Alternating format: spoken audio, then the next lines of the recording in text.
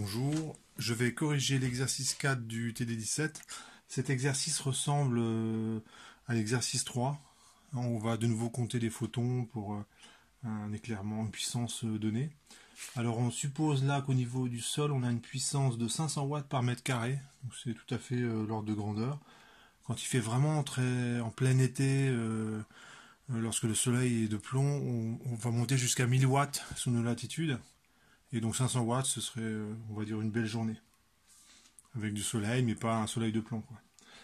Alors on vous demande l'ordre de grandeur de l'énergie reçue par un œil pendant une seconde. Et lorsque vous regardez à travers un filtre qui laisse passer 10-3% de l'énergie. Donc ça c'est important. Donc on va prendre, on vous demande un ordre de grandeur. Donc on va prendre lambda moyen. On va prendre le milieu du spectre, donc 600 nanomètres. Voilà, on va dire ça. Le diamètre de la pupille, je vais prendre 4 mm. Donc ça, c'est tout à fait possible. C'est l'ordre de grandeur en tout cas. Et donc on peut calculer la puissance, l'énergie qui arrive sur la pupille, c'est le flux. Donc c'est bon, je vais faire les applications au fur et à mesure. Fois pi. Donc si le diamètre vaut 4 mm, ça fait un diamètre ça fait un rayon de 2 mm fois 0,002 mètres au carré. Hein, donc ici on reconnaît la surface. Fois delta t qui vaut une seconde. Donc ça fait une énergie. On fait le petit calcul. Donc on a 0,0063 joules. Donc c'est vraiment tout petit. Ben, ça c'est à cause de la surface hein, qui est vraiment pas grande. Hein. 500 watts sur un mètre carré. Ben, vous imaginez la surface d'une pupille, c'est vraiment tout petit. Donc ça fait en joules, ça fait pas grand chose. L'énergie d'un photon. Alors j'encadre ce résultat intermédiaire. Donc c'est l'énergie d'un photon. C'est h nu, donc c'est la relation de Planck-Einstein, et c'est hc sur lambda, hein, puisque nu, la fréquence, c'est c sur lambda. Et quand on fait l'application numérique, ça fait... allez, je vais détailler l'application numérique et après je vais donner la valeur. Voilà, je trouve... donc là, j'ai détaillé l'application numérique. H, c'est 6,6 10-34. La vitesse de la lumière, c'est 3 10 puissance 8 mètres par seconde. Lambda, c'est 600 fois 10-9 mètres. Et quand on fait l'application numérique, on arrive à cette valeur-là. Et en fait, on fait simplement le rapport des deux et on aura le nombre de photons qui arrivent au niveau de la pupille pendant une seconde. Alors attention, je ne tiens pas compte de la présence du filtre. Donc ça il faut en tenir compte. Donc je fais E. Alors 10-3%, en fait, ça fait 10-5. Hein, ce terme-là, ça correspond à l'atténuation du filtre.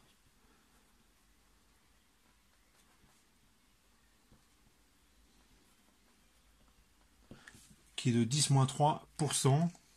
Alors comme c'est des pourcents, ça fait 10-5. Hein, il faut diviser par 100 pour avoir la vraie valeur.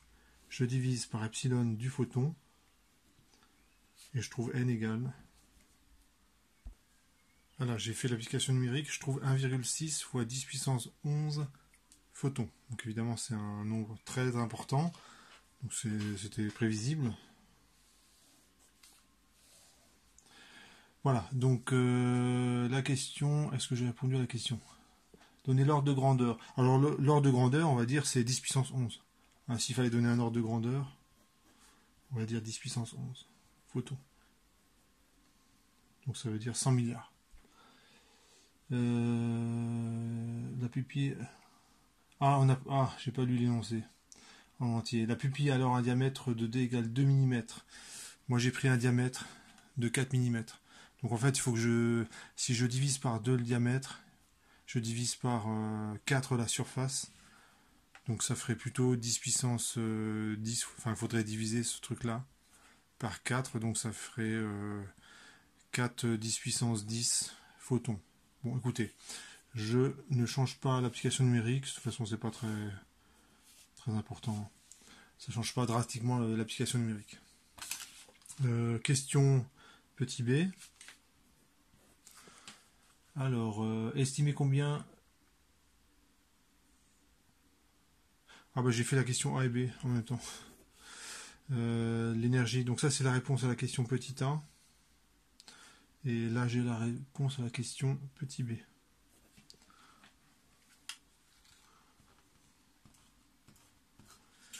Bon, je vais refaire les applications numériques avec un diamètre de 2 mm.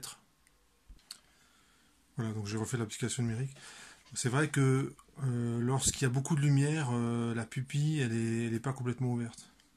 Alors, lorsqu'il y a beaucoup de lumière, justement, elle a tendance à se refermer un petit peu pour pas laisser rentrer trop de lumière et pour pas être ébloui. Donc cette valeur est certainement plus proche de la bonne valeur. Petit c, les étoiles visibles les plus faibles du ciel émettent un rayonnement possédant au niveau de la Terre une puissance de 10-14 watts par centimètre carré. Alors, on vous demande combien l'œil reçoit-il de photons chaque seconde d'une étoile.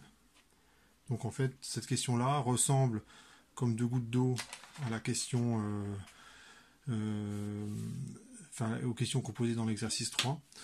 Donc on fait un peu le même raisonnement, hein, sauf que cette fois-ci, on a le flux qui est pas égal à 500 watts, mais qui est égal à 10-14. Il faut faire attention, c'est en watts par centimètre carré. Donc j'appelle la puissance en watts par mètre carré arrivant de l'étoile.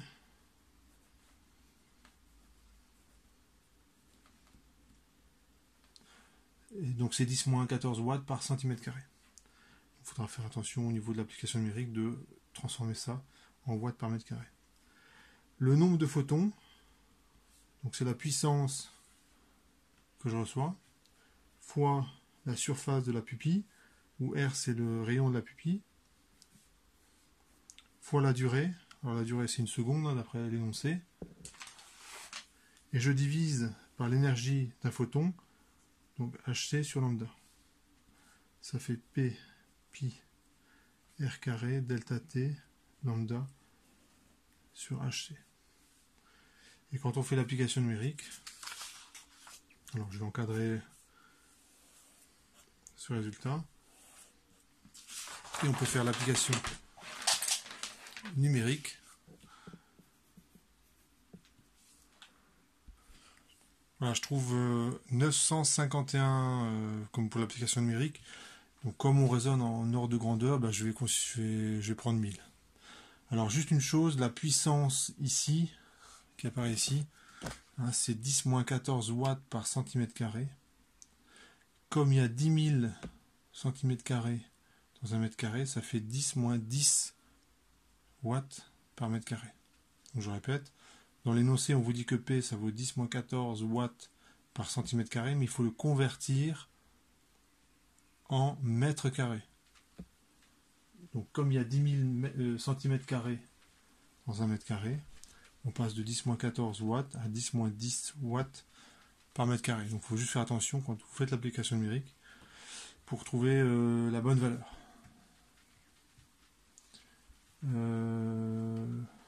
Voilà. Et ça c'est pour une seconde en provenance de l'étoile. Donc l'étoile vous la voyez, hein, et pourtant ça représente très peu de photons, ce qui montre la sensibilité de l'œil. Petit d, pour une perception continue de la lumière, les cellules de l'œil doivent être excitées environ tous les dixièmes de seconde. Donc avec 1000 photons par seconde, on est tranquille. Donc comme il y a 1000 photons par seconde, cela fait à peu près, ou environ, allez, environ, 1 milliseconde entre chaque photon détecté sur la rétine. Quand un photon est détecté, les cellules qui ont fait la détection, elles mettent un certain temps à revenir dans leur état initial pour être prêt à recevoir de nouveau, à détecter un nouveau photon. Et ça dure 0,1 seconde. Donc, comme une milliseconde, c'est très petit devant 0,1 seconde, il y a un facteur 100, et ben on est tranquille en fait. Vous ne voyez pas des photons un à un. Donc, on a donc une perception continue.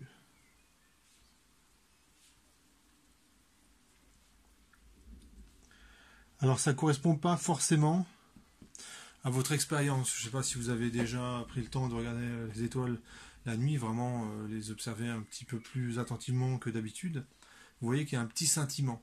Alors ça, c'est carrément autre chose. Hein. C'est pas du tout au fait que tout d'un coup, il y a beaucoup de photons qui arrivent et l'instant d'avant, il y a moins de photons, en provenance de l'étoile, j'entends. Ce qui se passe, c'est que l'étoile se met à scintiller à cause des fluctuations de l'atmosphère.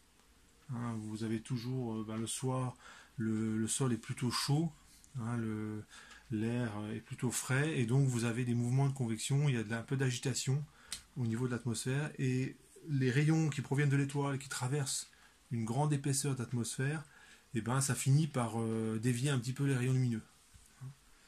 Et ça fait ce fameux scintillement qu'on peut observer lorsqu'on observe les étoiles, mais ça n'a rien à voir avec une histoire il n'y a pas assez de photons et du coup j'ai des fluctuations importantes de l'intensité, de la perception que j'ai de l'étoile. Voilà pour cet exercice.